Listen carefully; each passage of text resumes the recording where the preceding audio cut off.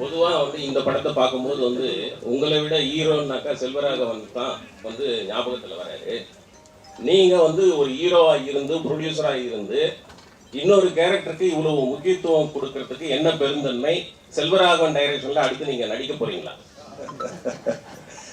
இல்லை சார், அது என்னன்னு தெரியல சார். எனக்கு வந்து அந்த கதை கேட்கும்போது ஒரு புது எலிமெண்ட் வரும்போது எனக்கு அது தப்பாக தெரில சார். அது ஏன்னு கேட்டீங்கன்னா எனக்கு தெரியல சார். எனக்கு அது உண்மையாக பதில் தெரியாது. பட் ஏதாவது புதுசாக இருக்கணும், இன்னொரு கேரக்டர் டாமினேட் பண்ணாலும் அது நல்லது தானே. படம் பிடிச்சா ஓகே. நம்ம ஒரு டெம்ப்ளேட் ஃபில்ம்ஸில் நான் வரக்கூடாதுங்கிறது நான் பிலீவ் பண்ணுறேன் சார். நீங்கள் எல்லாமே ஒரு விஷயம் எதிர்பார்ப்பீங்க சார், இந்த ஹீரோ மேலே தான் இது போவோம், ஹீரோ தான் இது பண்ணுவாங்க. அதை நான் உடைக்கணும்னு ஆசைப்படுறேன் சார். நல்ல சினிமா இருக்கணும், அவ்வளோதான். நல்ல சினிமா கொடுக்கணும், நல்ல அனுபவம் கொடுக்கணும் தேட்டரில். எனக்கு அதுதான் சார் மெயின் இன்டென்ஷனாக இருக்குது. மற்றபடி நான் தான் எல்லா சீனையும் டாமினேட் பண்ணோம், நான் தான் எல்லா படத்துலையும் இப்படி இருக்கணுன்றது நான் அந்த எண்ணத்தோட கதை கேட்கறது இல்லை சார்.